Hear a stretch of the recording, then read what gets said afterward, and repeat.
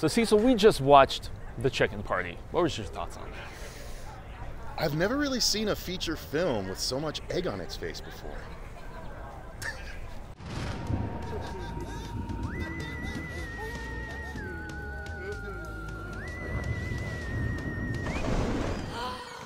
Bienvenidos, Fright fans. Welcome to the horror show. I'm Jaime Fuego. I'm Cecil Laird. And we're here to discuss another IHSFF. That's right, the International Horror and Sci-Fi Film Festival, entry part of the Phoenix Film Festival. We just went to a chicken party. Boy, it was interesting. This movie was not good. I really disliked it very much. The first 25 to 30 minutes is okay, but the rest was a complete and total failure of a mess. Like the sound was awful, the cinematography was garbage, and the acting on everyone that was supposed to be pretty pivotal in the actual party, like the ones doing the things, are all terrible. Every single one of them are awful. How about a double feature of this into Tokyo? No, God, and we still need to cover that too. Oh. Yes, we do. Go ahead. Your thoughts on this one? I didn't hate this as much as you, actually. Yeah, I didn't mind it. It took a long time to get to the horror, though, I felt, and yet I liked the first half of the film where it's just two sisters going on a U.S. trip and so on and so forth. I thought they had some legitimate charm, but for me, I was just ticked off that as opposed to getting more of the menacing girls that invite them to the party, who I was kind of captivated by, we just get these two idiot white dudes who are just like torture porn in it. That's part of what I absolutely hated about it. Yeah, the girls seemed legit menacing, and if we had had more of their factor, especially since they're the invitees or the inviters, yeah, that could have been more interesting. But as a whole, this film was massively flawed. It felt like just two different ones. A transition of tone has to happen like a little more seamlessly and feel natural, and it did not in this. Yeah. No, and I have a feeling I know what they were going for, but they waited way too long to get it going. And that was the problem.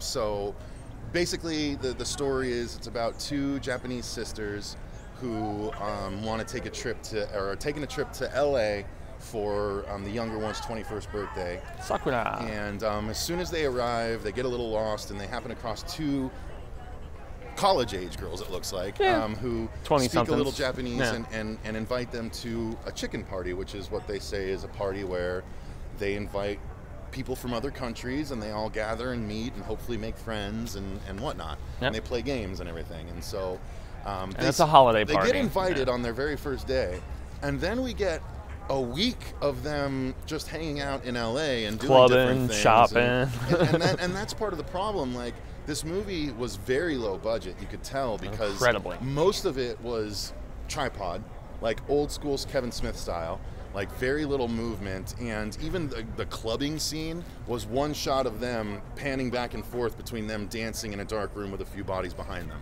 Like, there's nothing else to it. There's no establishing the club or anything like that. Like, massively minimalistic. Very, very minimalistic. And so finally, about 35, 40 minutes in, no, it was 50 minutes, because I checked my clock. It was 53 minutes. Forever 53 minutes have before this they turn got into a to horror the party. movie. No, it didn't even start into a horror movie until 15 more minutes later. Because we get 15 minutes of them at the party introducing themselves, and all the other foreigners introduce themselves, and we don't even get introductions to the people throwing the party, but it's the two girls and like 5 other people that are like throwing the party, hosting the party. And as you said, there's two dudes. One is a very bro guy, and the other is kind of on the nerdier side of things. Not kind really. Of. I mean, and he's just weird and socially awkward. And he takes care of his body clearly, but like, I was talking about the other guy. Oh no, the other guy is the broy douche. Is the one I was. Oh really? I thought they were both pretty broy. Honestly, both broy douches. Yeah. So, honestly, the goth girl was the one that threw me off the most. Horrible. She was absolutely awful in this, and she's just like, when she's interrogating that one girl about just having seen movies over and over and over and over and over. Utterly unnecessary. So unnecessary, so boring, and she is uninteresting, trying to chew the scenery, but being terrible at it. Sorry, girl. And like it's like 90s basic goth. It's like, let's give her pale skin and black lipstick, and boom, she's gone. It's like you were an extra in The Rage Carrie 2, right? Yeah, it's just awful. And then what you said is not. It's the same thing I noticed. So basically, what happens is they spend 15, 20 minutes getting to know each other and playing party games. Yeah. And then at the very end, they're like, okay, guys, it's almost time to leave, but we have one more game. It's hide and seek. You go hide, and we try and kill you. And you're just like, what? And then they all just sit there until the whole countdown is done. None of them run away. The lights go out, and the two sisters literally just sit there hugging each other on the couch rather than running when they're all brandishing weapons and coming towards them. It was so dumb. Yeah. So they all get dragged their separate ways, and at this point, we barely even see the two girls that invited them. Yeah. We see one of them messing around with a girl from Venezuela or some crap, and then we see the two bro dudes messing with the two Japanese sisters, and it's so boring, so uninspired. How many times have we seen white dudes torturing women? It's like, come on, man. It wasn't even done in an interesting way. He's No, pouring not at all. teriyaki sauce on the younger sister. It's gonna make the Korean meat Because taste that's the better. thing. They're supposed to kill them and then eat them. Like that's the thing. They're cannibals. Or and yet we whatever. see very little of the eating. We see and it's one just like, bit of it. That's another thing that I had a problem with. Like we're throwing the structure out on this one. no, screw it. I don't think this movie deserves the structure, personally. Everything happened off camera. Like literally, there was only two Once bits again, of action that happened on camera. No, it doesn't take money to have people fight on camera. True.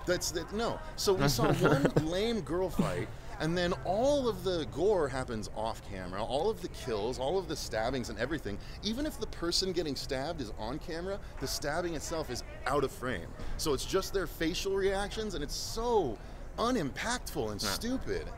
Anyway, I'm going off. You go ahead. No, you're fine.